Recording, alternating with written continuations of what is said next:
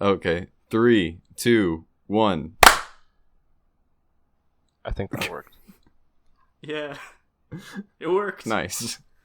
I couldn't hear it, but yeah, well, I'll take your word for it. Good. Okay. Where are we going in Minecraft? Oh, I was gonna say, let's not talk about Minecraft while we're discussing our big brain topics. Oh yeah. But where are we going though? Before we actually start, where are we going? I don't know where we're going. I'm sorry. I'm lost. I'm as lost as any of the rest of us are. I'm as lost as a sailor trying to find a random island in a map with no dots. You know? You ever just think about how we're just drifting through the void and we have no star map, but we're going somewhere? You ever think about that? I do. It's fun, just Welcome, everybody. the total existential dread. Welcome to Magic Guy. We're talking about, nothing and something at the same time.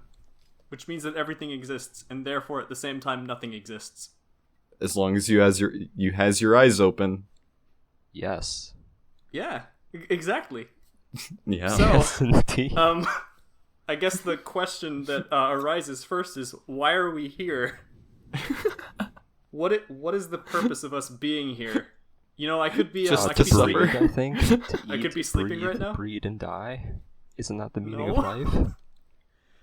Okay, sure. Off to a good start, huh? The real question is, what's the theme song, guy? What is the theme song? Well, I mean, for life and for this podcast, I have an answer. But if anybody wants to go first, I have a suggestion. The theme song to Evangelion. Since we're talking about dreadful things. Terrifying Is it things. particularly bad? Song. Absolutely terrible things, is the theme song particularly bad, and why? It's not bad, it's pretty iconic. We're talking about existential things. It's not bad enough for this. Next. Sorry, disqualified. Okay, so most podcasts, or like things, like they have talented people who watch what they do, No. No? What? popular ones, like people will have like fans, right? That's Fans? bullshit. What is this concept? And What kind of vain person would have fans? when they have, but anyway, when they do, they have talented people who make stuff for them, right? Yeah. Like everybody who makes fan art for them, and all Yeah, that. yeah. How about we just get one of those people, a person who's like talented actually, to enjoy whatever we're doing, as hard as that may be. That's gonna be a sell. Oof. Yeah. We'll get like Elton John to like our podcast. Then he can write a theme song for us. Hey, Elton, listen. I know you're rather busy out there, or maybe you're not. I don't know you very well, or at all, really. But listen, if you could take a little bit of time out of your day, I know that you have plenty of time, to just listen to what we have to say and to really absorb our words, our wisdom, put it in your heart, and just swill it around a little ways. I'm sure you can find it within yourself to just belt out, 2 seconds. We'll just put it at the beginning, and then we'll be done with it. What do you think, Elton? Are you willing to take me up on this offer? This is a once-in-a-lifetime opportunity. You know what? 10 years you could be looking down the line, we could have made it big, and you wouldn't have done anything for us. Yeah. And you'd just be left out in the cold. I'm sorry. We do need at least 3 notes, though. Yeah, just At least three notes. like low note, high note, less high note. And then the third one's up to you as an artist, Exactly. right? Yeah. Like who should we get? Like I know Elton John is a meme kind of, but we need like somebody to make it. Oh, like, I know. Who would be the best person? Randy Newman. Okay, Cam. Randy Newman. I mean, we could just steal "You've Got a Friend in Me" Thrice. and we'll just make a parody. Where we Thrice. sing it Yeah. terribly. They just do deadbolts, and it's like instead of driving to your adulteress's house, it's about making a podcast with your friends. Is that what that song is exactly. about? Hmm? Is that what that song is about? An adulteress? What Deadbolts is about? It's a really sad That song. sounds like my kind of jam. It's a good song though. I think regret is a solid way to go with our theme song. Well, speaking of regret and various emotions along those lines, I have what could possibly be the ultimate suggestion for our theme song. Hurt, the cover by Johnny Cash. Okay. Because it conveys either what people are thinking while listening or what we are thinking while making the podcast. Hear me out.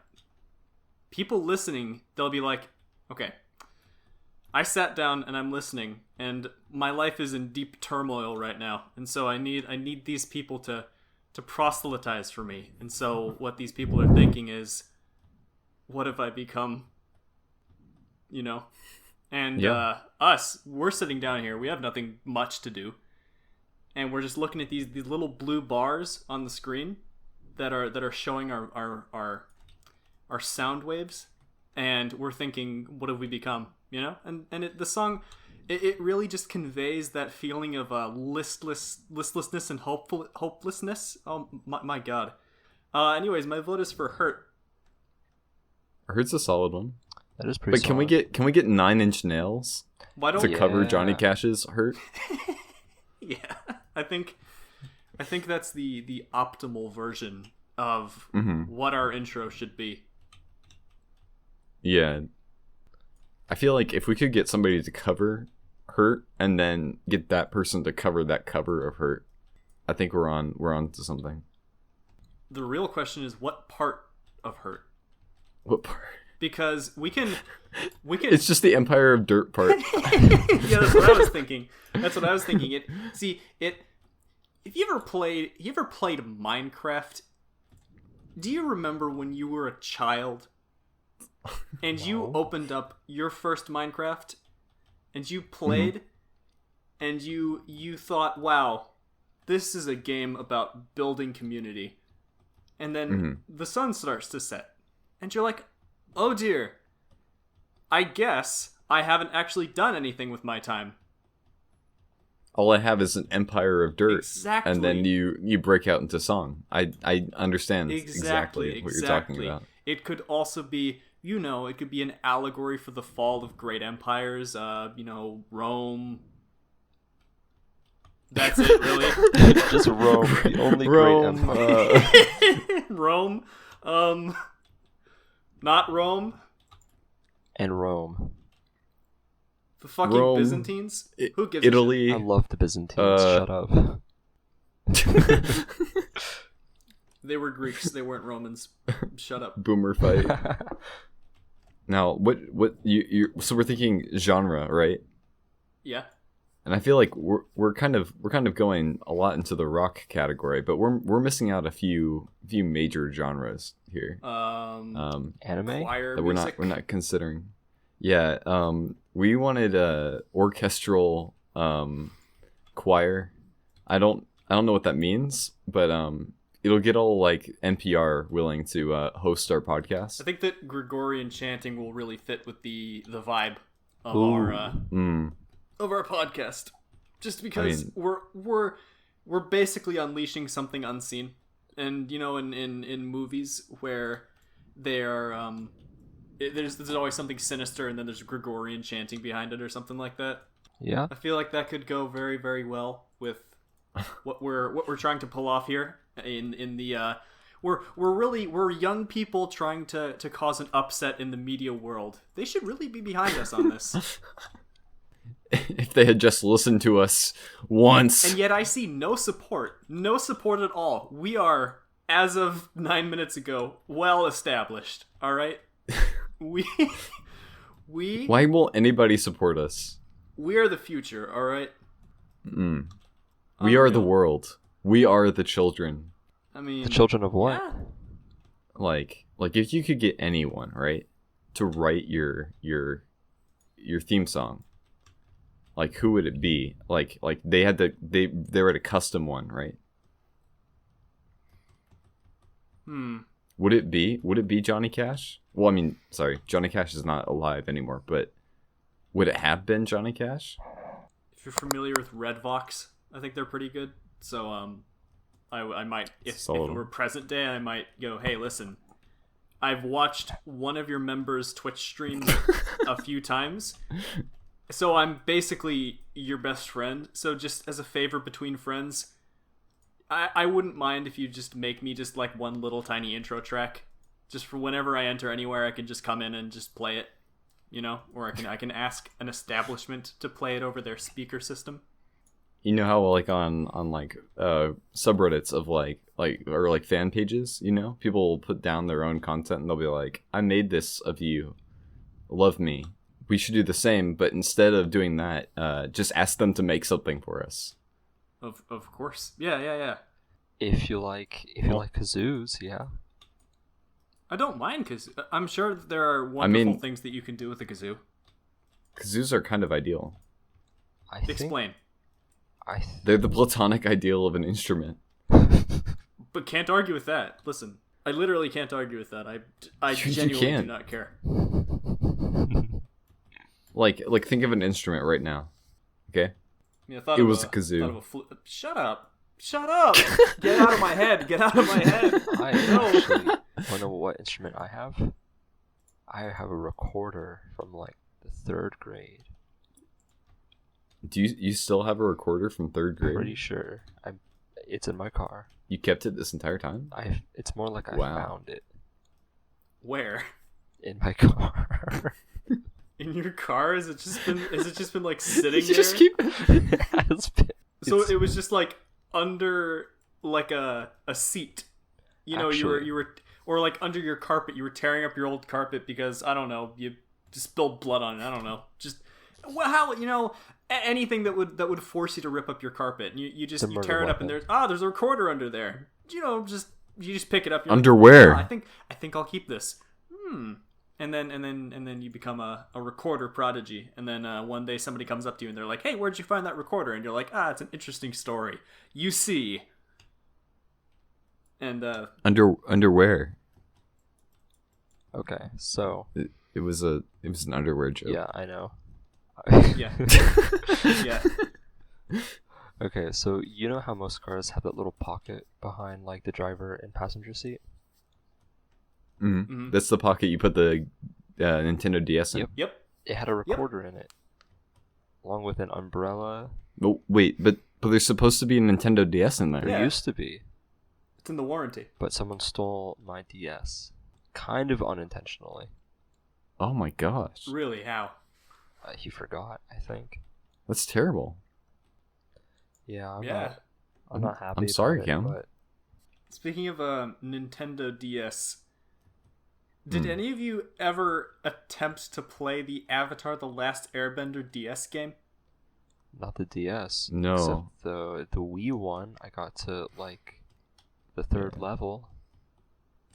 So we had so we had the Wii one. My family had the Wii version of that. But I had the DS version of that game. Mm-hmm. And I was trying to get through it and I couldn't figure out the controls, and so I quit. And I was looking for that game recently in my collection, and I couldn't find it. I either put it down somewhere and then it was like brushed into an air vent or something like that, or I just threw it away because I hated it. I doubt it was the last one, but I wouldn't be surprised if it was the last one. Does anybody else have any wacky gaming experiences like that? You have some deep-seated issues with Avatar?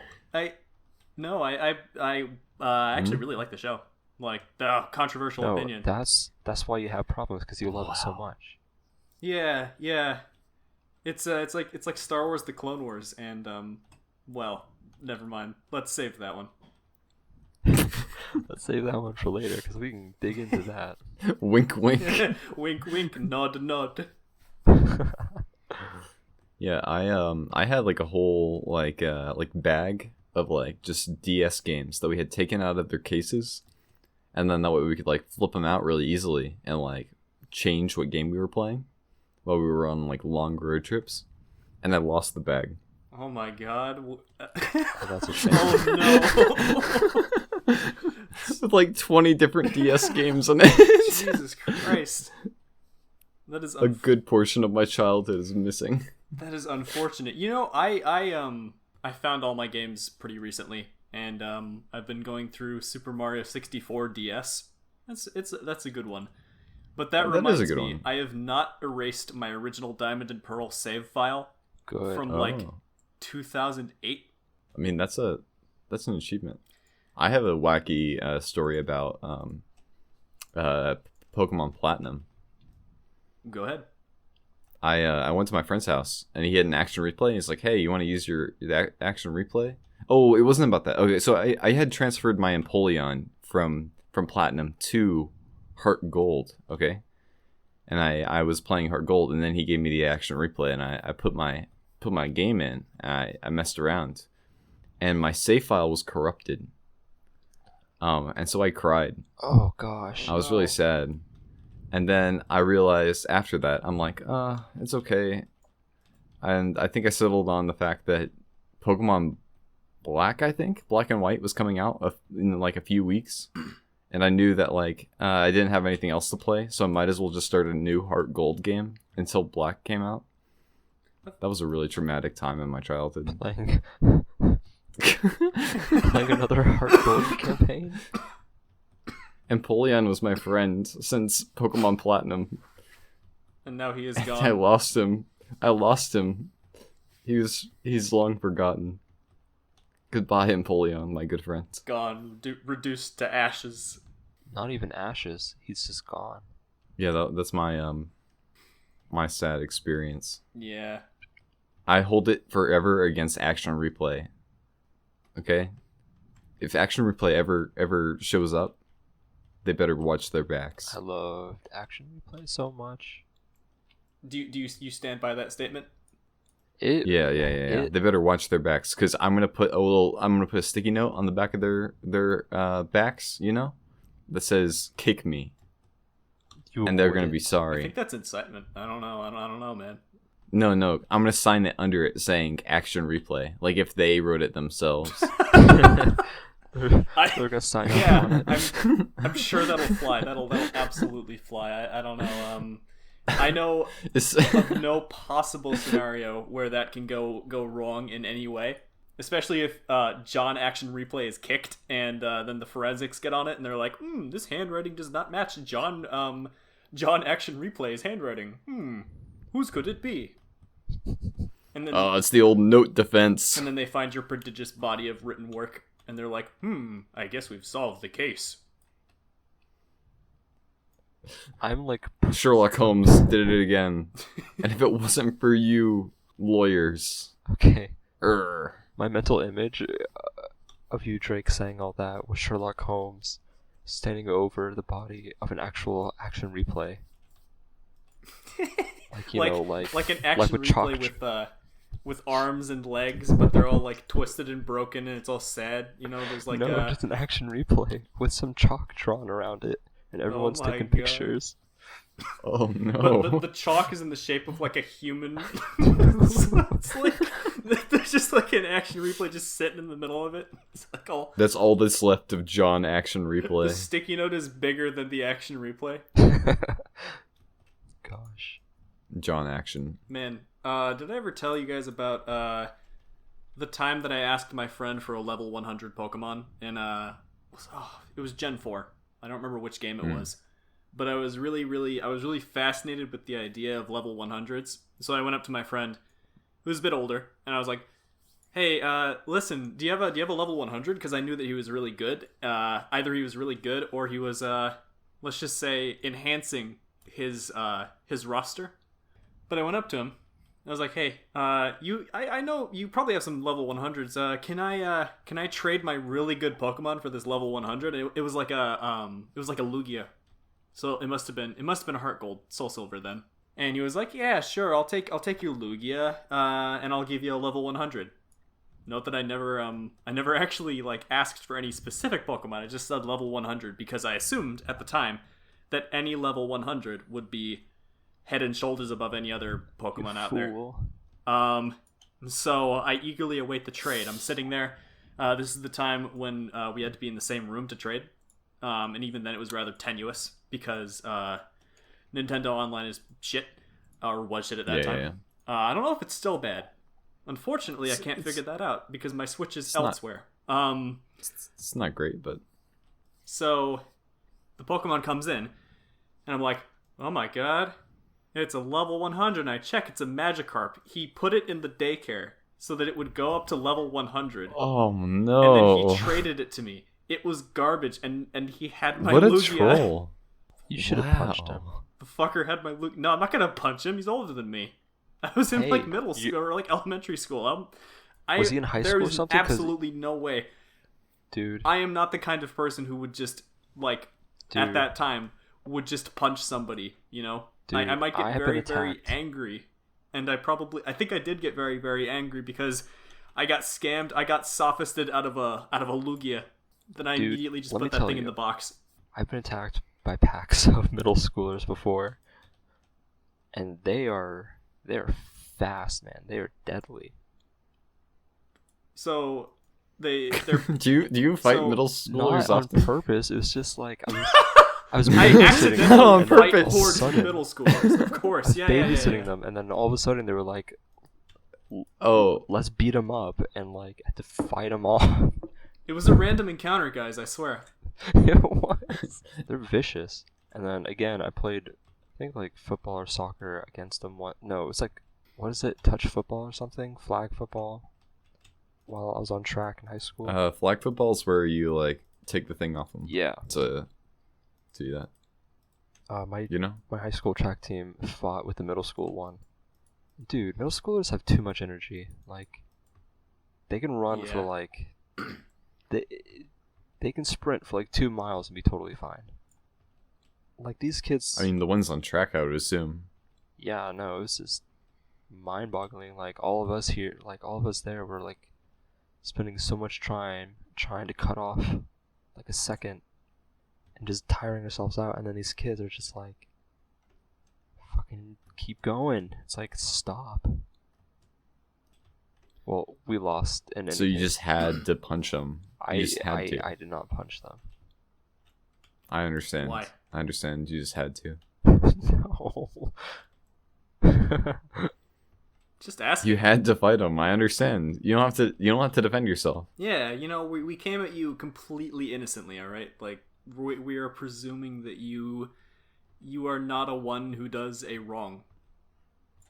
Yeah. You feel? It was all justified. You know. We're like Socrates. No. We're just asking a question, all right? Oh god. You know? Okay, for the record, I do not beat up middle schoolers. Really? What? Really? Man. I'll sign my name under the record. Oh, that's weird. I didn't sign my own name. I signed John Action Replay under it. That was really weird. John Action Replay strikes again. John? John?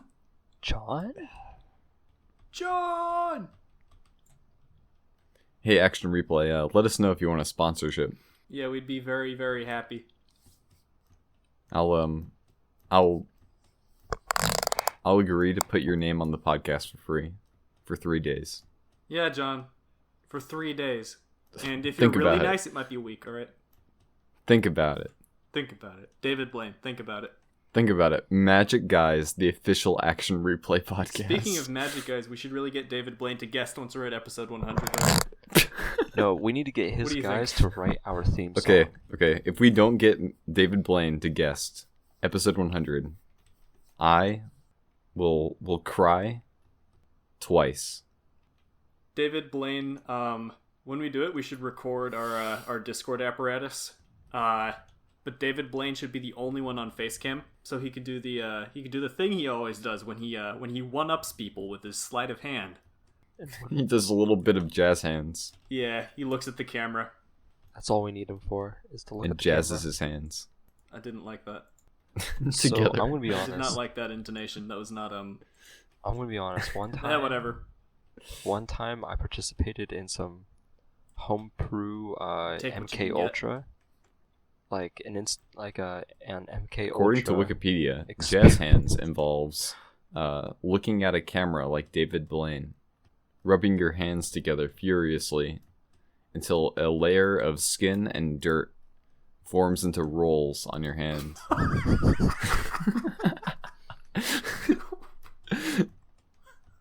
That was weird. That was oddly specific from Wikipedia. Good. I do not enjoy that. I like it. It's I'm just gonna go to a random page on Wikipedia.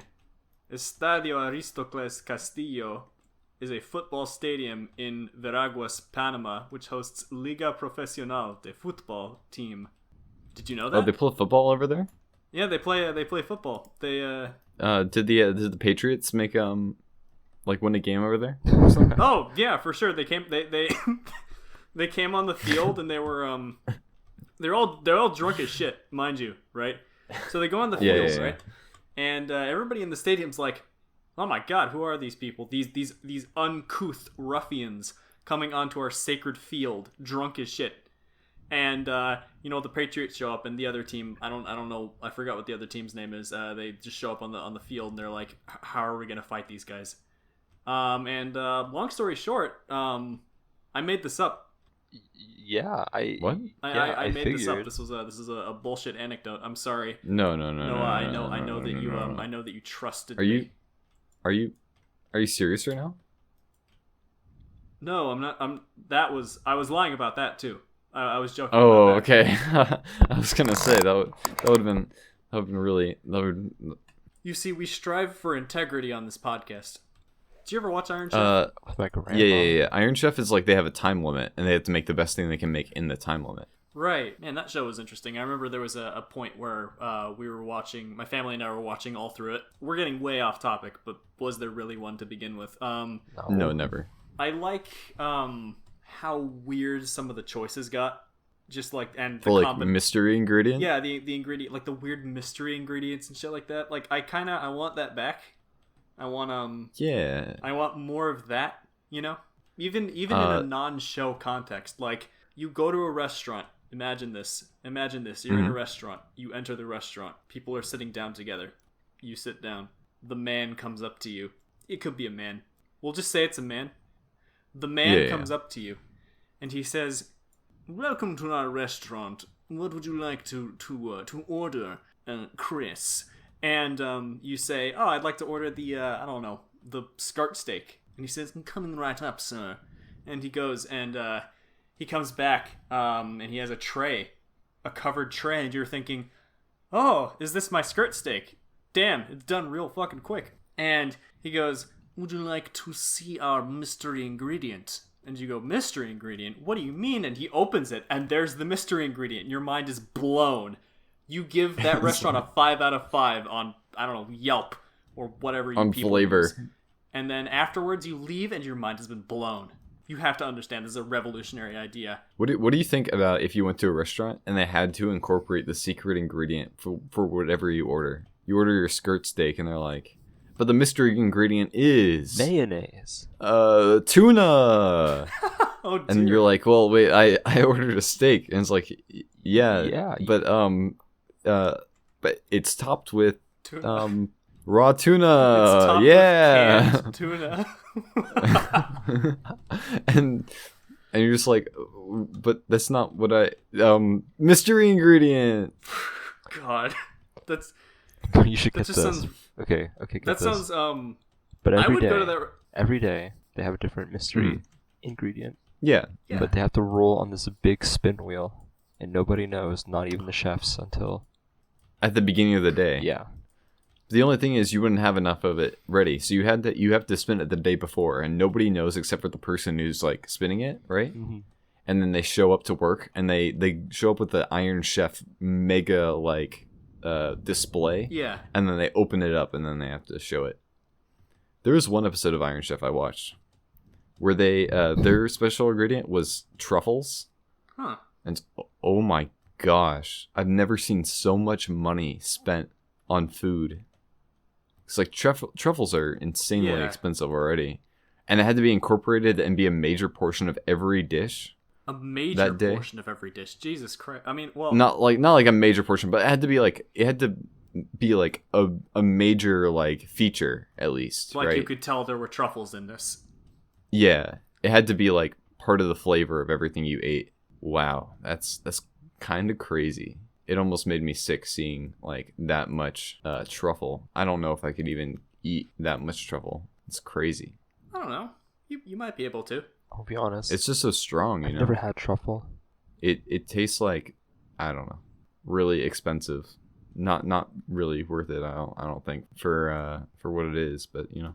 All right. They send pigs into the woods to find truffles. Yeah, that's the thing that kind of gets me every time is like they've specially trained animals to find just this small fungus or whatever that grows underground, you know? Like it's strange the specialization that you get with getting certain foods and like everything that goes into it, like even outside of like the supply chain and stuff like that. Mm. And what goes into growing it. There's like sometimes you have to find shit. It's I haven't actually looked into like how long that's been going on for, but it seems like something that would take a long time to establish as a tradition. Or honestly, it might have just been like out in the wild, people are hunting pigs, and then they realize the pigs are hunting for something themselves.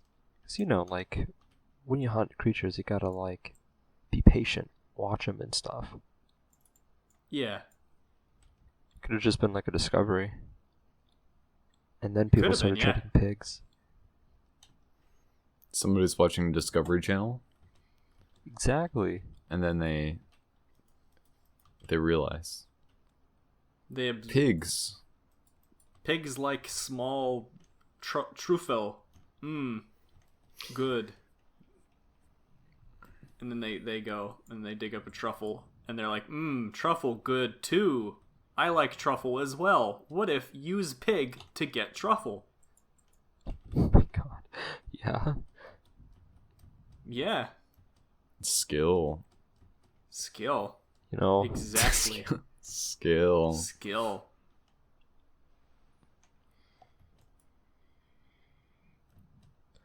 Honestly, like, if you think about it, you gotta stop the pig from eating the truffle.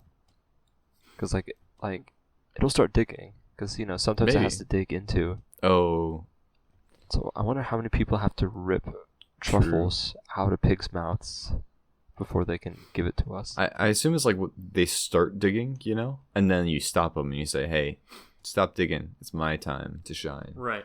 And the guy puts the shovel in and he finds that that somebody has the truffle fairy has buried a truffle nearby his lands, and he squeals with excitement. Like a pig. The day has finally come. The irony of it all. Yeah. Man has become the pig. Enter the pig. Enter the pig. You know, like Enter the Dragon or whatever it was. Yeah.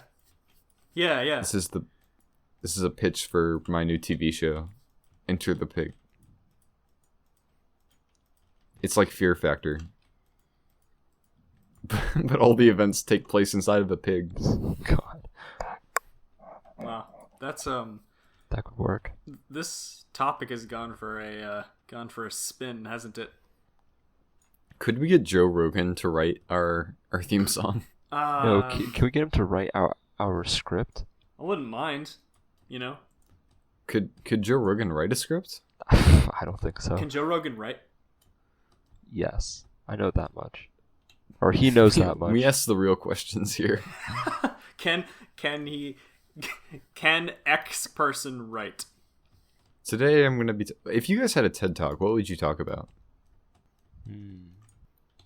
How scientific does it have to be? Like, do we gotta check our facts? TED Talks don't have to be scientific. Yeah, you know they're not really scientific with their TED Talks. There's a guy I literally listened to his TED Talk, and all he talked about was how he had trouble going to sleep some nights, and he's a professional drummer. And what he would do is he would pretend to drum on his lap in a specific pattern, and then it would help him go to bed.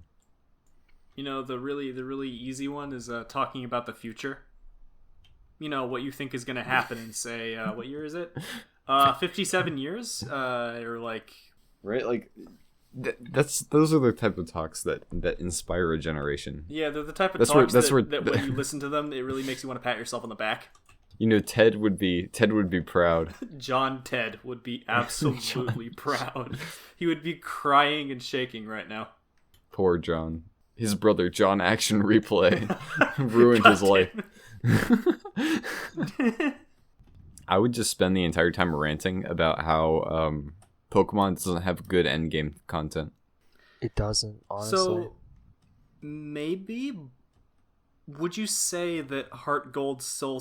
First off... I don't remember Heart Gold Soul Silver endgame content, to be honest. Well, my I will always say that. question is...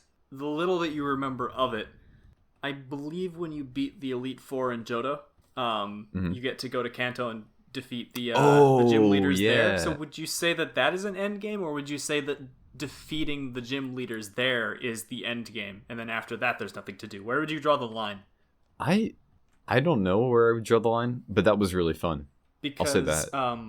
I like Heart Gold and Soul Silver for that very reason of just being able to go to multiple regions and stuff. I know people who hate it for that exact reason though. Why? That's because awesome. they're big old dummies. Well, they say because the rest of the game feels shorter. It feels shorter to make up for the fact that there are two regions.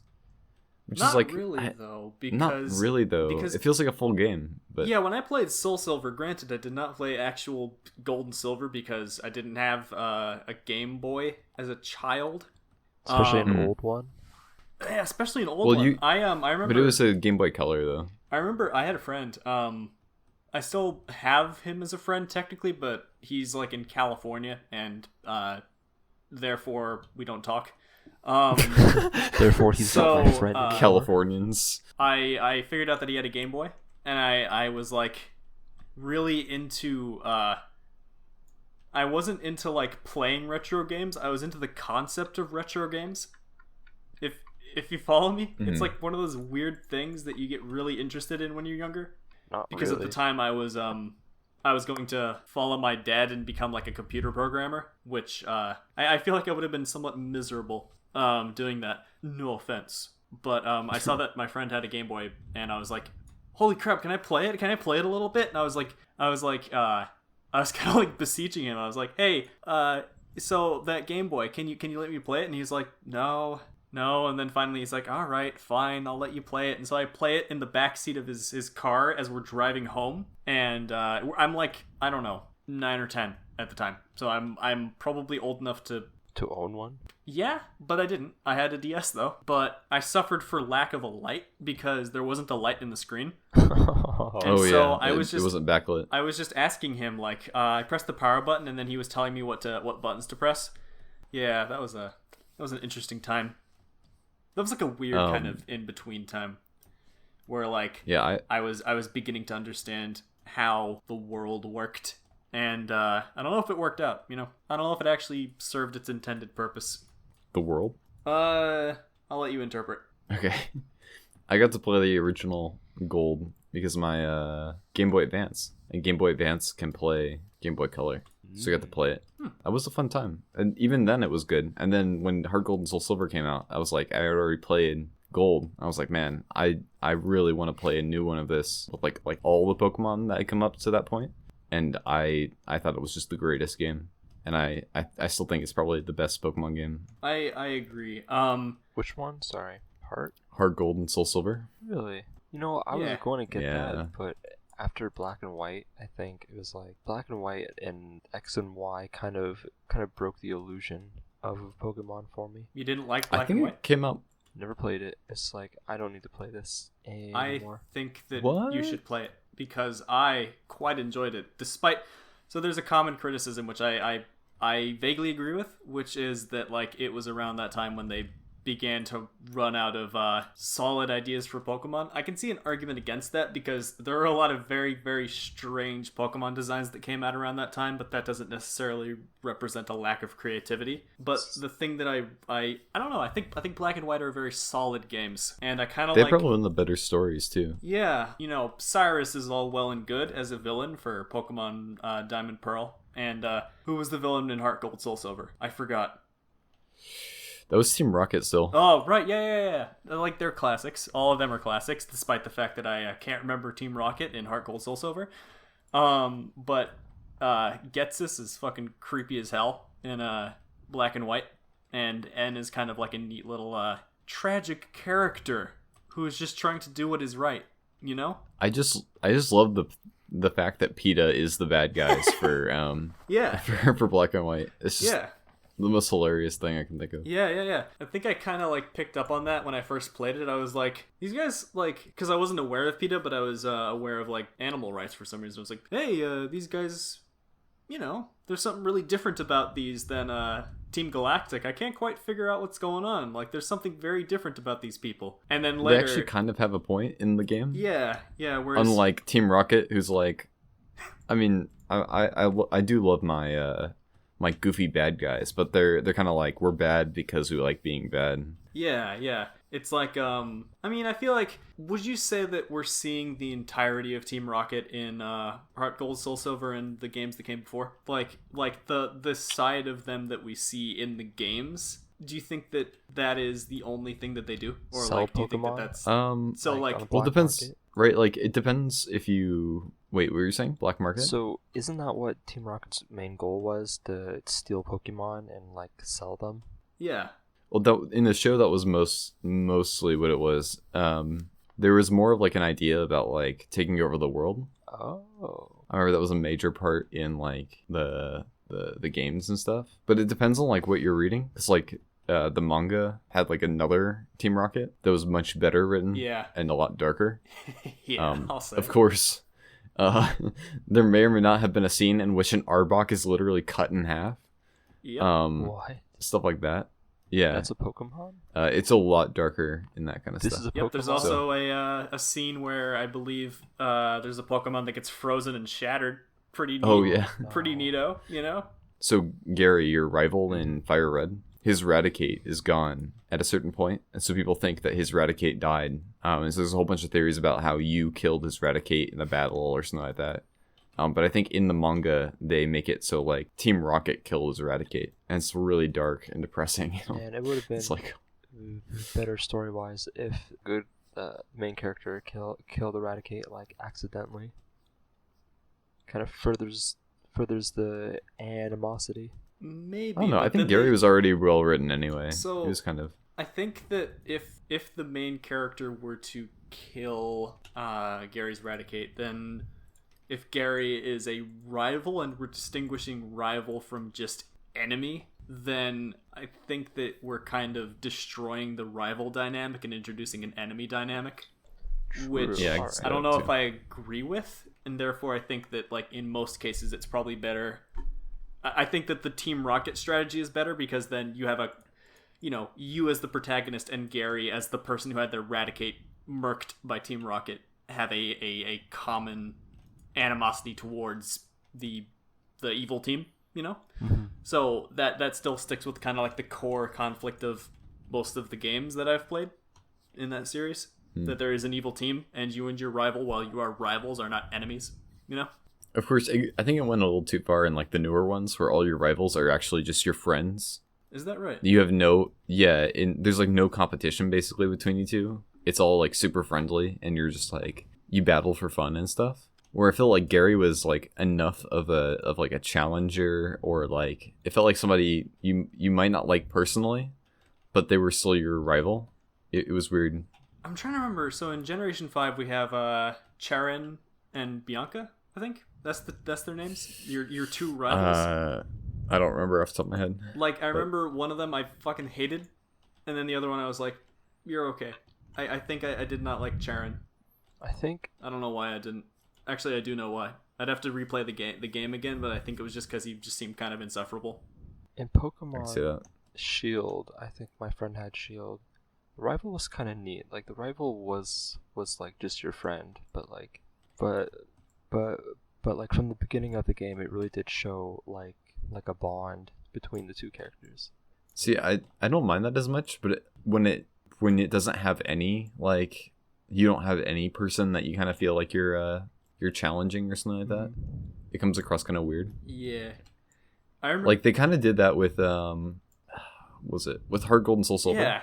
Where, like, there is a rival that's, like, kind of like a friend that you have, but there's, like, a real rival, too, who's, like, the guy who steals the Pokemon at the beginning of the game, who's kind of a jerk. The redhead?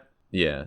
Yeah, I was, I feel like I have this memory of every single time I would enter a new town, I was kind of dreading, trying to leave town and then him jumping out at me. Like, This is the first town you leave? Every single town, right? Like, because I feel, yeah, it was like one of the first towns when you encounter this guy, and then you're just kind of, oh, fuck, there's a battle. Oh, no. I don't like this guy very much. Oh, no. And then every single town after that, I was like, okay, there's like a 1 in 2 chance, you know? And I don't remember how often it happened. Which game was this again? Heart Gold, Soul Silver. Oh, I remember that kind of happening in Fire Red a little bit. Like every 2 or 3 towns, the rival would show up, and I had a thing. Yeah, that's a normal staple. Yeah. Oh, I did not like it. You're saying? Or well, I liked it, but I dreaded it too because it was like usually I would have just defeated the gym boss, and I would be like limping over to the next town just to like finally have somewhere new to be. Yep. And the rival would show up with half my Pokemon already dead. I definitely developed the reflex of just going to the Pokemon Center right after, like every gym battle. Not I. Yeah, I mean sometimes you forget and all. Yeah. This is because you're not a pro Pokemon player like me. Oh, sorry. Get wrecked. Oh, sorry. Oh, I got wrecked. I'm better at a children's game than you are. I got destroyed. There are people who make the argument. They're like, Pokemon is not for children. I mean, it's and I can see that, but yeah, it's marketed towards kids, but there's a lot to enjoy in it. Oh yeah. I don't think that you can draw a line of saying it is for kids or it isn't for kids in certain cases. Like there are definitely games and other things where you can say like this is not for kids. Kids are not going to either like the content is just fucked up or they're like it's gonna go over kids' heads pretty much. Like I would not recommend Dune for an elementary school reader. However, I would recommend it for anybody in 8th grade or beyond, because then you begin to understand. But like Pokemon, I could recommend to anybody for different reasons. Like I could recommend it to a kid. Tarantino movies. Say again? Tarantino movies. Like a 7-year-old. No. As a 7-year-old, I watched a few of them. Why? No, Cam, no. Pulp Fiction was my first movie. Kill Bill's like my favorite movie. Were you old? Like, how old were you? I don't know. Like, for both of you. 7 or 8, maybe. I think. Jeez. I think Pulp Fiction. I accidentally walked into the room, and oh man, there's a lot of stories of me accidentally walking into the room while my dad's watching movies. So I don't remember the first one about Pulp Fiction. My dad told me because I didn't know that. I think I asked him one day, like, what was the first movie I watched? And he was like, Pulp Fiction. I was like, really? No shit. And he's like, oh, well, let me explain. So I was watching Pulp Fiction, and then you walked into the room, and you watched a little bit, and then you left. And I was like, man, I don't for the life of me remember that. But the one I do remember is Raiders of the Lost Ark, and I walked in right at the end. It's gonna mess a kid up. And then again, I walked in on Dad watching an Indiana Jones movie, and it was Last Crusade at the very end. And so for 10-ish years after that, because I was really, really young when I saw that, I was paranoid about movies because I was concerned that they were going to throw in a quote-unquote face-melting scene to trick me. Not me personally, but like they would just throw it in because from my experience, directors loved to do that, you know? Turns out it was only one director. Turns out Steven Spielberg really loves body horror, I guess. Oh, that's Steven Spielberg. What a goofball. But like, and so because of that, I was afraid of things like at the end of, and I can understand it's a bit unnerving, but at the end of the first Harry Potter movie, there's like that kind of messed me there's up a bit too. where Harry Potter just like ashes a guy, like he like puts his hand on the guy's face and the dude's face just crumbles. He disintegrates. Yeah, he disintegrates him. That's the word I was looking for. I thought you were going to talk about how Voldemort's face is on the back of that guy's head. Oh god, I hated that too. I hated that too. That was so bad. What's with like children's movies and like weird body horror? I know. It's so. Why did they do this? Spy Kids. No. Holy crap, Minions. I still have a picture of the director of Spy Kids on my computer somewhere. Whip it out. We need to see it again. It's just him and Norman Reedus hanging out. God. Sorry. Nothing. Sorry, Cam. Nothing. Nothing.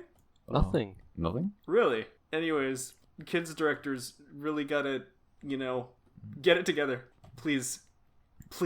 God. It was only like, I don't know. I'm trying to think of any other major movies that have like some really creepy stuff like that. I don't think there are that many.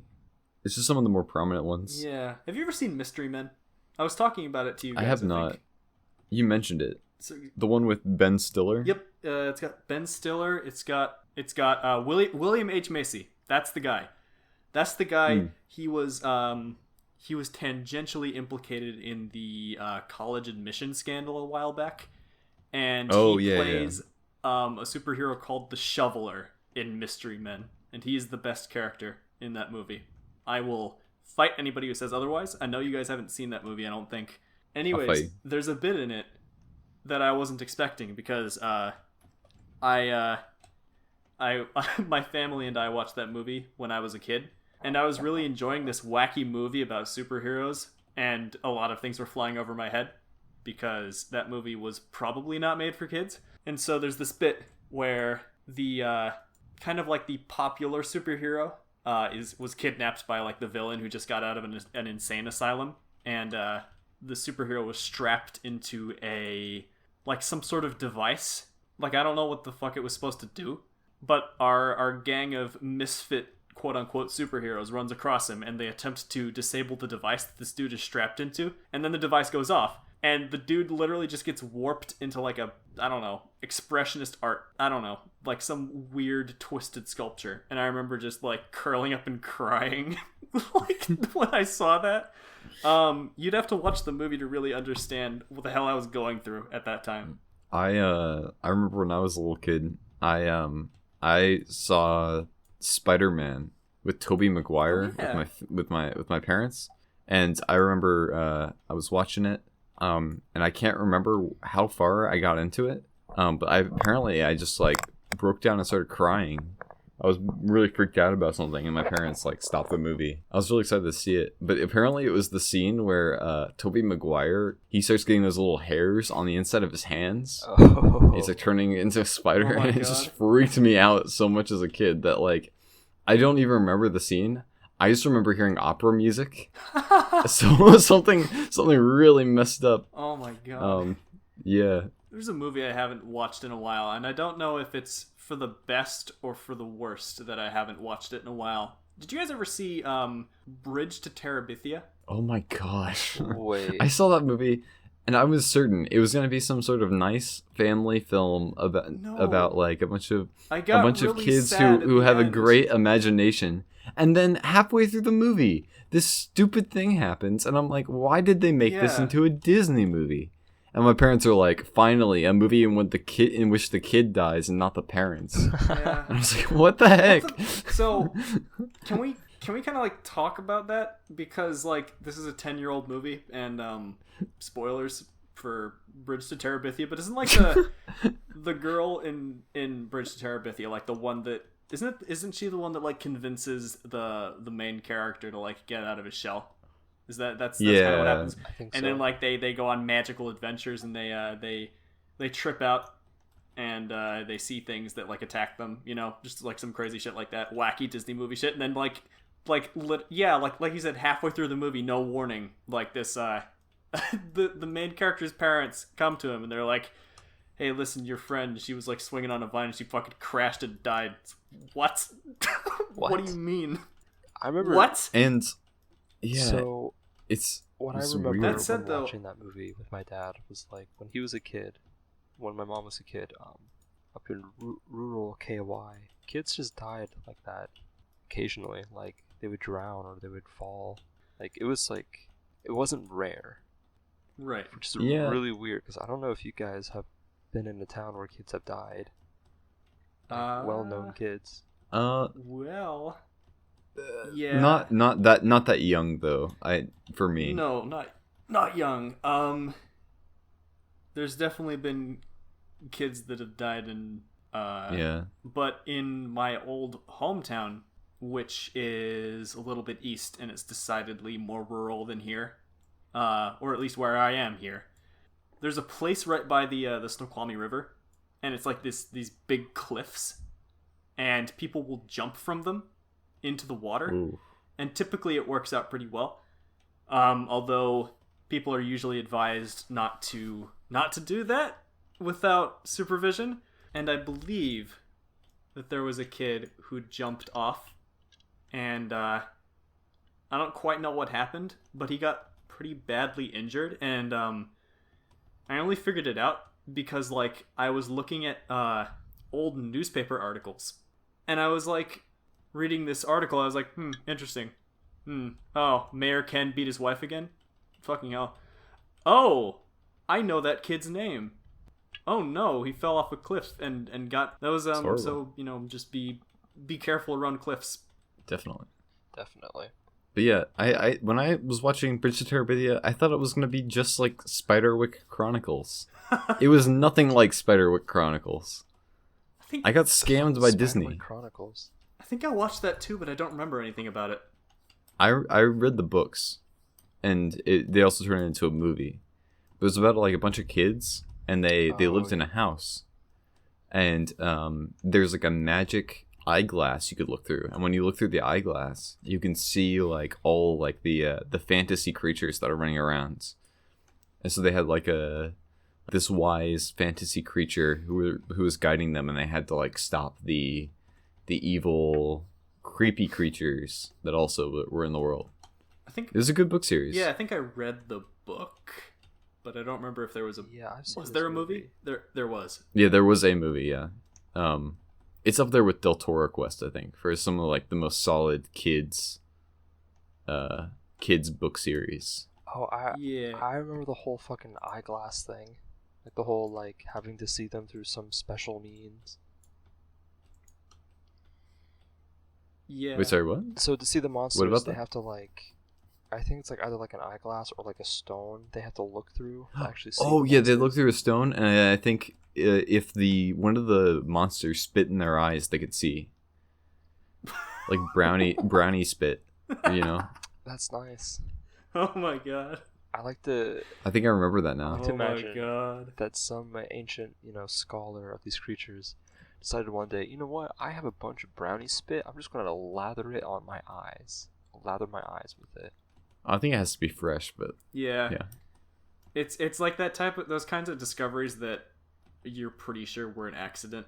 Like some dude's fighting off brownies, or however that works. It's been a while since I've read the books. Okay, I don't know if you fight these things like physically.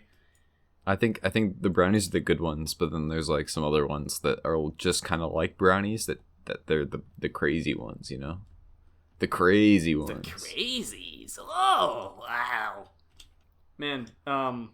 There's this very specific class of films, or like type of film that I remember watching around the same time in my life, and it's like Bridge to Terabithia, maybe Spiderwick Chronicles, fucking Narnia, the first one. Oh, and yeah. Golden Compass. And there's just a specific aesthetic about them, or something. There's something about them that just kind of...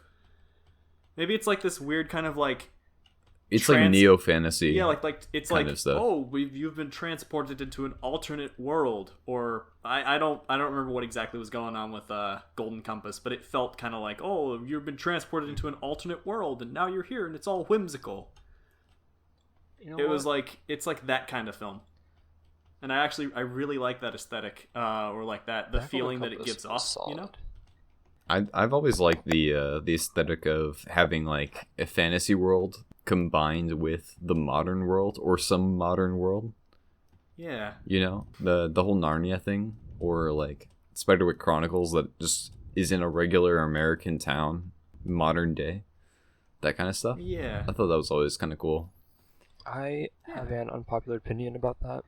I really do not enjoy the whole, Percy Jackson, where like the world's normal, but really there's all these gods and monsters lurking around behind this invisible veil that nobody can see them. Yeah.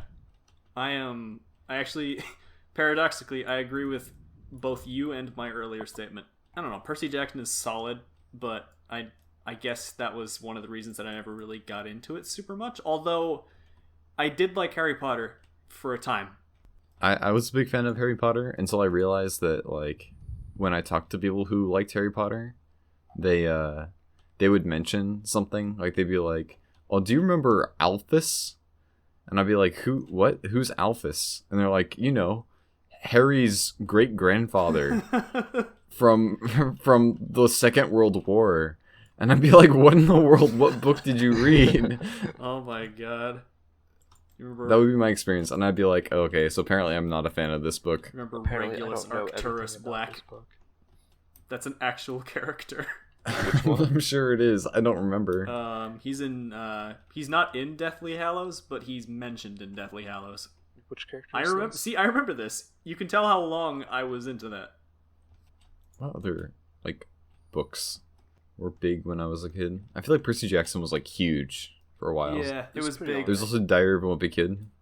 Yeah, which was that's one of those ones. Yeah, that was the cheese touch is definitely memorable. What a classic! Fucking hell, that was actually a thing at my elementary school.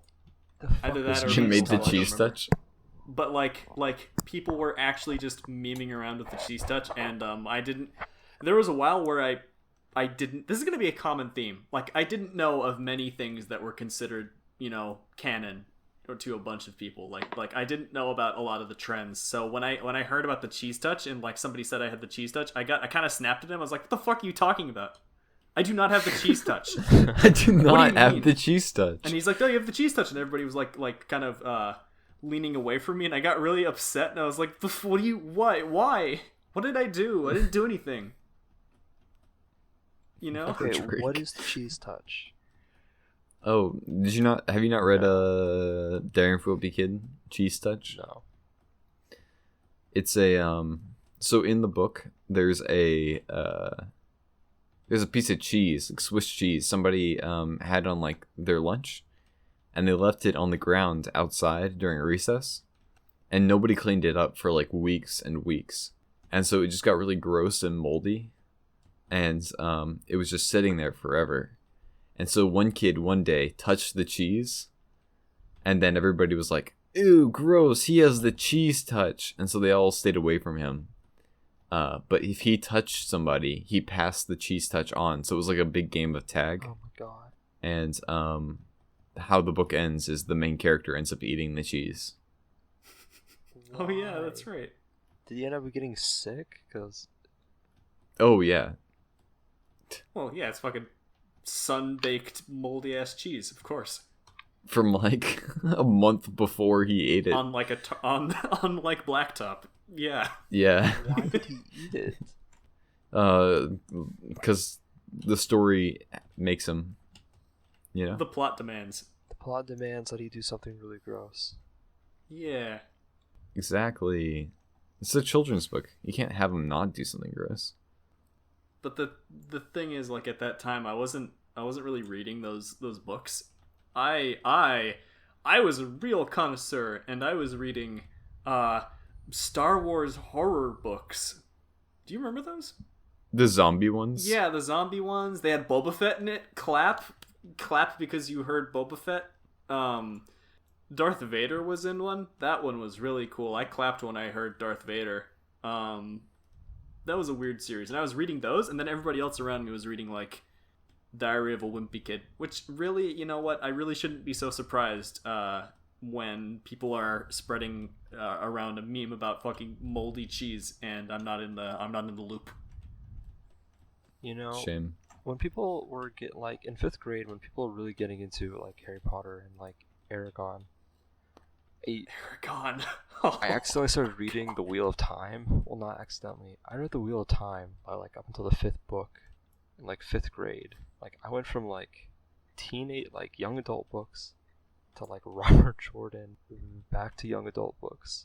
It was really weird. Like I missed out a big chunk of like Harry Potter and stuff. I remember when Hunger Games became popular, Oh. and that was a time. Yeah, that was Those are good books, and then they weren't. it was very sudden. I mean, It was like, well, okay, so the first book was good, and we can all kind of say like, Yeah. it was a fun It book. was It fine. did something new.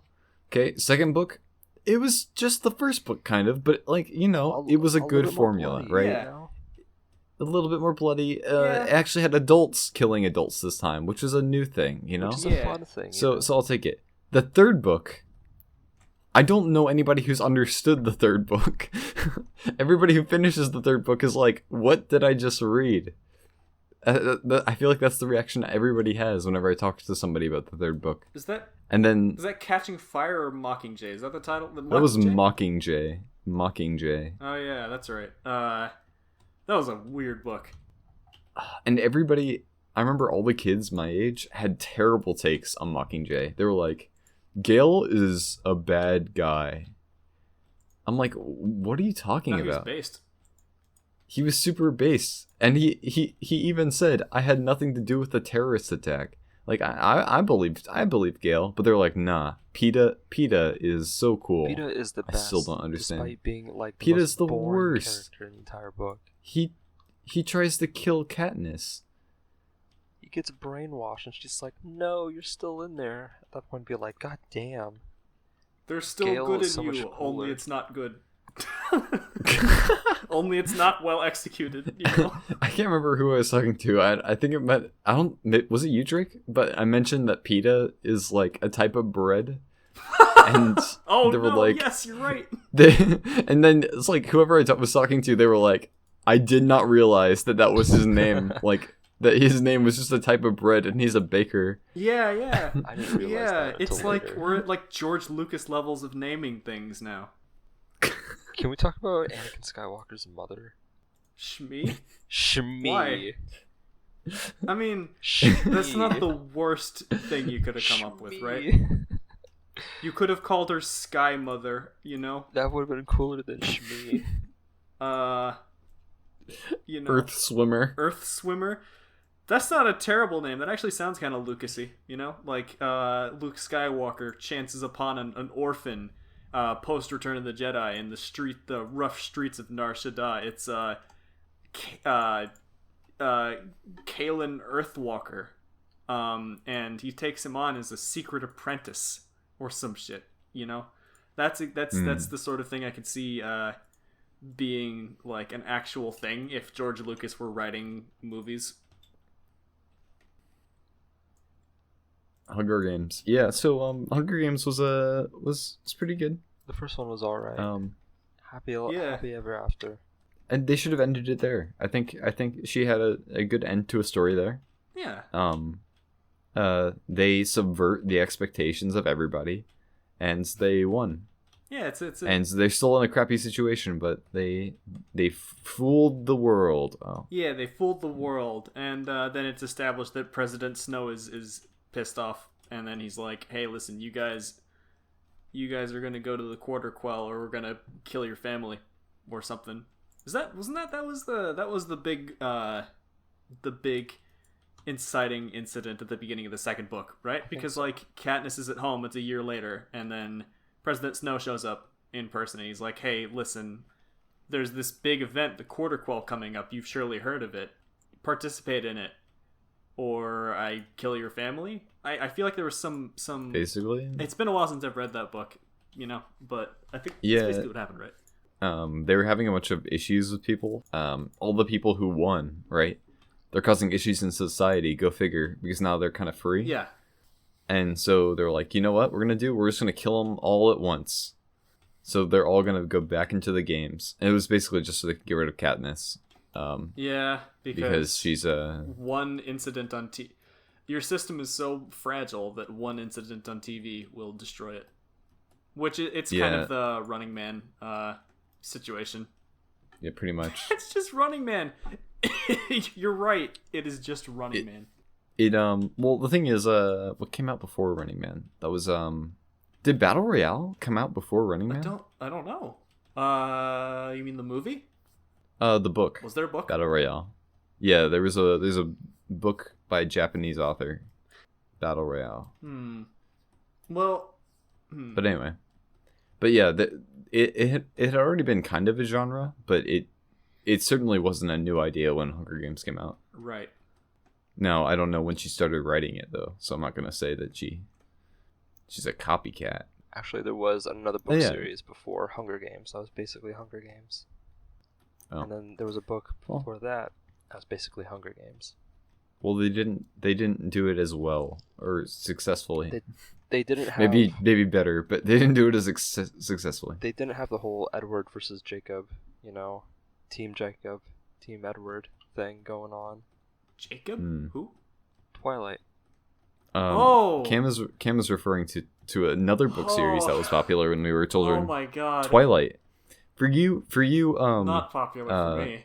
I guess not Zoomers, because we're kind of half Zoomers. So the younger Zoomers out there's a book series called Twilight, which involved a girl falling in love with vampires and werewolves. Yeah. Exactly. You got it right. I didn't read any of them. Me neither. Which is fun. My mom read all of them in like 1 week while she had her wisdom teeth removed. Yeah, she would need to be doped up to read those, huh? You should have to. You gotta take a blow to the wisdom, I remember when those were big. I remember it was very fashionable to hate on them. Very fashionable. I'm fairly certain here, knowing what I know about those books, but not having read them, I can relatively safely say that was justified. I remember Justin Bieber was also really popular. And so I remember it was really popular for guys to hate on Justin Bieber. And because his music wasn't good. Just because he was prettier than all of them. Yeah, and so there was a parent at a camp I was going to, and he's like, the reason why you guys don't like Justin Bieber is because you're jealous of Justin Bieber. And I'm like, not really. No. I just think his music's shit. Sorry. He just doesn't write good music. Except that it literally he doesn't write was his music though. I think it was for a lot of people a pathological thing, or you know what I mean. It was basically like they hear that this guy does bad music, and then it becomes just sort of a generalized fuck this guy, Yeah, probably didn't deserve it. But I mean, I was in 5th grade or 4th grade at the fucking long time ago, so it was it's understandable why most of my peers are deeply split along lines of love and hate, Yeah, I feel. But yeah, Justin Bieber. Wait. Another classic from childhood. And he should write our theme song. Yeah, tying us back in. I think that we should talk to him, get in his DMs, as it were, and ask. We need to really bury the hatchet with Justin, and so I think the way we do that is we get him to write our theme song, and that will be our way of apologizing. Yeah, Justin, you know how I said that your music is shit earlier? I take that all back. Just write me the theme song, and I'm sure that we can just forget that this all happened, alright? No matter how demeaning it is, it'll make up, because we already were gonna have "Hurt" as the theme song of our podcast. Yeah, but Justin, just forget that I said that you're a fucking terrible musical artist. You know that I didn't mean to say that you're just an absolutely awful, uninspired composer, completely talentless. Just forget that. All right, I didn't say any of that. Justin, you're not a hack. No matter how many times I say it. Exactly. There we go. Damn, guys. Wasn't it like he made a new song and he it was like his song Bubblegum or something, and he was trying to get it promoted more on like Spotify. Was he? So he asked all his fans to like buy a copy of it, stream a copy of it, share it on like Instagram, all in a post. What do you mean? He was basically trying to game the system, right? Imagine there's an artist like Gorillaz, right? And they make a new song. What it's the equivalent of them saying like, "Hey, okay, stream our song on Spotify." Like they have a list, right? It's like a checklist. They say if you're a real fan, you'll do this stuff. You'll buy our song. You'll stream it on Spotify. You'll stream it on Pandora. You'll do this and this and share it on all your Instagram feeds. Tweet out this list to see if there are more friends and fans in your community and stuff. Like this is something he did recently, and it's just like, oh, that's like. It's like super desperate. Yeah, it's just not. Yeah. Good. It's that doesn't sound right. You know. Yeah, and it wasn't that good of a song too.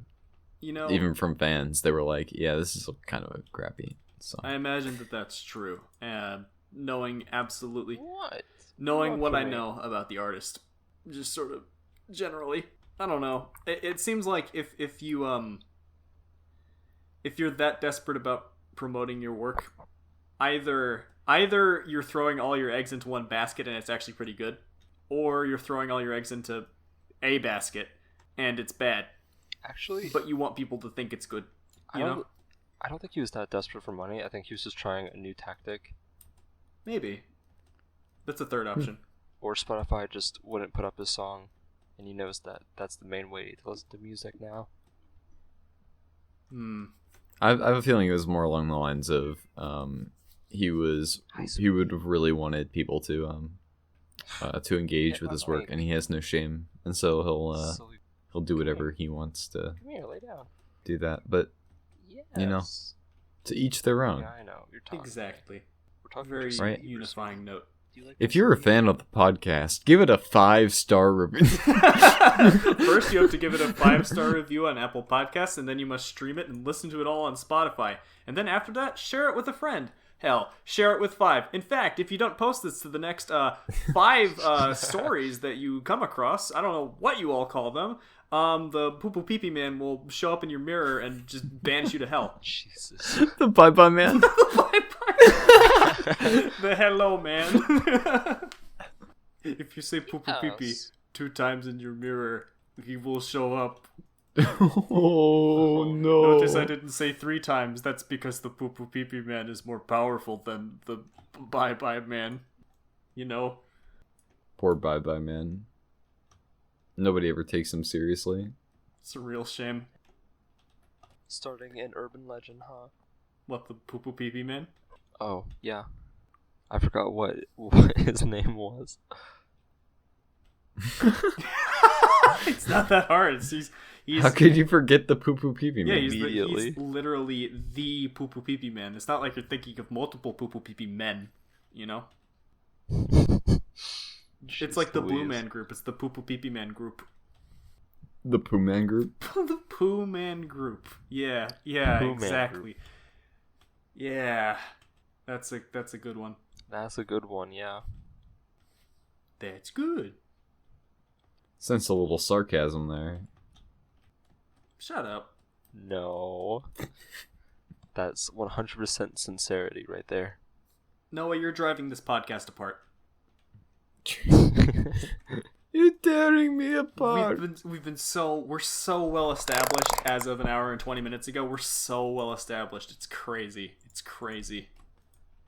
And you have the audacity, literally the audacity, to come through here and just tear us apart on these arbitrary lines of whether it's a funny joke or not a funny joke. You know what? You're like somebody who hates Justin Bieber, okay? You're so driven by hate that you can't even focus and look at the love in your heart. Yeah, you're right. Yes. I'm gonna take a break from social media for a while as an apology. I'm going to donate all my proceeds to an individual who's in need in our community. You know, I don't think that's enough. I think you need to donate your entire future earnings. Well, who am I kidding? You're not getting fucking hired anytime soon. You know what I'm saying? Oh wow. Burn. Fair enough. Fair enough. Sorry. You're not wrong. You're not wrong. Oh my gosh. Oh no. So I think we figured out our theme song, guys.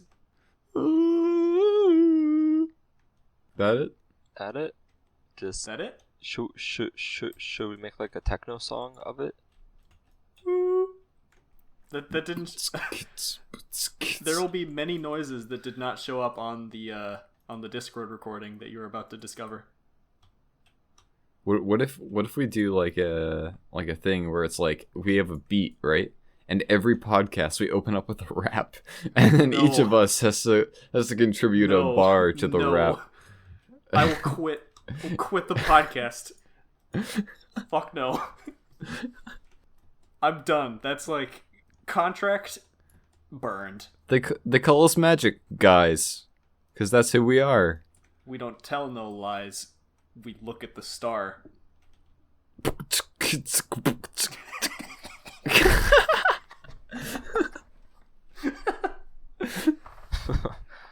See? Me. I need to pee. Yeah, you got it. You got it. You said pee pee. PP. Gosh, I did not know that we were going to go into the poo poo pee pee thing into the podcast. What? You didn't know? I was hoping not. How did you not know? I like how we don't have an end segment. Dave Filoni. Please. That's right, Dave Filoni here. I'm about to teach you about something I like to call talent. And Continuity. how much talent I have. lore continuity. I have so much talent that you don't even know. I'm gonna talk about how poggers my dialogue is. You see, when you have dialogue between two characters, you want to shy away from nuance. Nuance is not in the general audience's repertoire, and so you must have characters state their opinions firmly and without ambiguity. Otherwise, you will not have an interesting story. I like this guy. This I like guy that. Yeah, this knows guy. what's up. You know, this guy really knows what he's doing. I think we ought to hire him for our hit new TV show. Clap when you see Boba Fett. Woo, Boba! Woo! Boba Fett, yeah. You're gonna get a lot of claps in Audacity that aren't on Discord. That's fun. This video is sponsored by Audacity. No, it's not. Audacity, please do not sue us. Noah, that was almost a good bit. I don't know how to finish a bit. Hey guys, you have to think of your bit beforehand. Never. It's always nice to like steal bits, you know? No, that's Steel bits are the best bits. It's plagiarism. My wife's a real battle axe. Damn.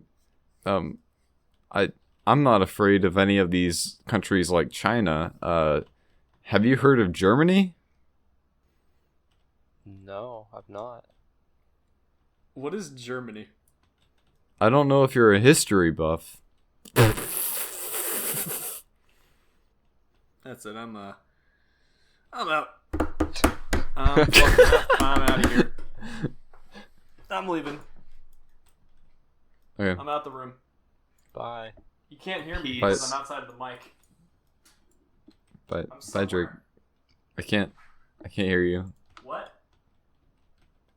I can't hear you. I hear you talking, but you're a long way away. I can't hear you, Drake. What? I can't. This room is so big. It sounds big. There's a spider on my ceiling.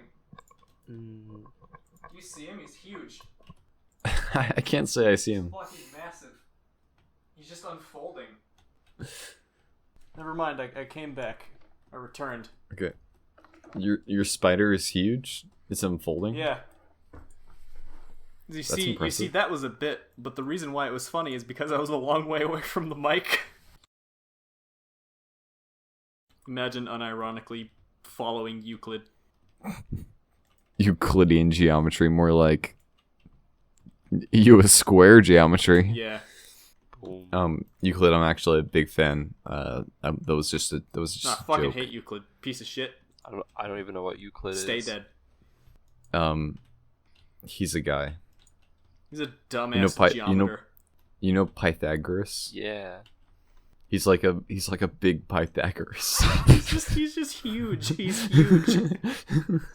This man is huge. He could barely like walk through doorways. You ever heard the old stories about Euclid, and he's just like walking and you can hear him, and then everybody in ancient Greece would go, "Oh, there goes Euclid, that silly fellow." You've heard of Pythagoras and the bean field, right? But have you heard of Euclid and the pumpkin patch? And all the pumpkins were like, "Damn." It's not a story the Jedi would tell you.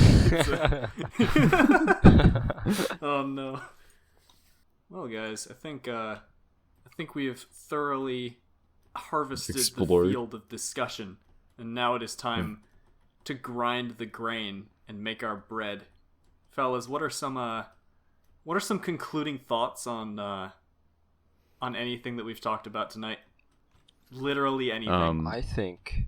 I believe one of my conclusions is, while we were talking about how popular it was to hit on Bieber and stuff, I believe during that age, when he was just getting started, I think one of the most popular things to do was to not like something everyone else really liked. Like High School Musical. Yeah. Oh, I liked High School Musical. Or was that just me? I just hated bad things. Yeah. Like Justin Bieber. Exactly. Alright, yeah. The conclusion is, do what you want, hate what you will. Just don't be Justin Bieber. According to Noah. Just don't be Justin Bieber. You can be Justin Bieber. Just be nice about it, you know? Yeah. Like, don't take advantage of people. I agree. Be kind. Rewind. And unwind. YouTube rewinds. No, what was your big takeaway? My big takeaway was that I have a sad childhood that's involved with Pokemon games and losing DS games, and all the great losses in my life are kind of sad. My big takeaway from tonight is that I should really prepare my bits beforehand, otherwise they just kind of drag out. That's it. No, really. no. You gotta drag them out as long as possible. You have to let the bit die in your hands, as it's just squirming, I think it's well. saying, "Let me go, let me go, please, let me go." I think it's well out of my hands by that point. I think it's just crawling along on the floor, and I'm just looking coldly at it as it just crawls, gasping for life. Please, I think I stopped being funny a long time ago. And it's like, no. You were never funny. You're to still begin with. funny. Oh wow, you went a different direction now. Yeah, that's Ouch. called art. You subverted my expectations. Thanks, Ryan. You're welcome. That was my Yeah. this is my Ryan Johnson joke. Yeah. Get it? Because he wrote a Star Wars movie. Why did That he write critics a Star loved. Wars movie is the real question. Because he wrote, what did he write before that? Looper? Mm-hmm. He wrote Looper, and he wrote Looper.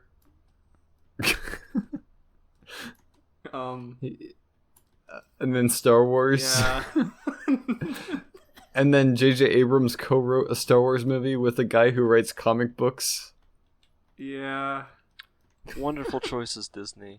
Great wonderful choices. choices. Because writing a comic book is just like writing a movie. That's my takeaway from tonight. Writing a comic book is just like writing a movie. Exactly. My takeaway is that Dave Filoni is going to be a future topic of conversation. And it's gonna go on forever. I don't know. Do we even There's have not a really theme? a lot to say. Is this our theme now? Just Dave Filoni. Hey guys, welcome to the Dave Filoni podcast. We're not really a fan. We just talk about Dave Filoni because there's nothing else. There's nothing else to talk about. There's nothing else of substance. Imagine a political podcast where they like don't actually talk about what they believe in. They just talk about what they hate. I They're feel like, that's we what just hate politics Dave talk is Filoni. What talk? now. Don't worry about it. Don't want to get Well. into it. On that note, shall we conclude? Let's conclude this session. We can. Thank you very much. This will be a fun edit. Thank you very, very We'll say. much for listening to us talk for an hour and 52 minutes. 53 minutes on my end. It has been a pleasure talking to you. No script. My writers are sick, so just another 2 weeks and they'll be in. If you want to find us, Noah, where do people... Wait a minute, if people are listening to us, then they've already found us, haven't they? They've already found. Yeah, it's pretty easy that way. If you want to find us, we'll be picking up our unemployment checks in a little bit. So just say hi to us there. Drop a like. And we will see you in the next episode where we talk about. We talk about more childhood trauma. Just call This is the podcast. Our theme is childhood trauma now. I guess Exactly. body horror and childhood trauma. No. All right. Take care. Well, welcome back to the Body Horror Podcast. Okay, goodbye, people. Take care, all. Okay, I'm shutting off the recording.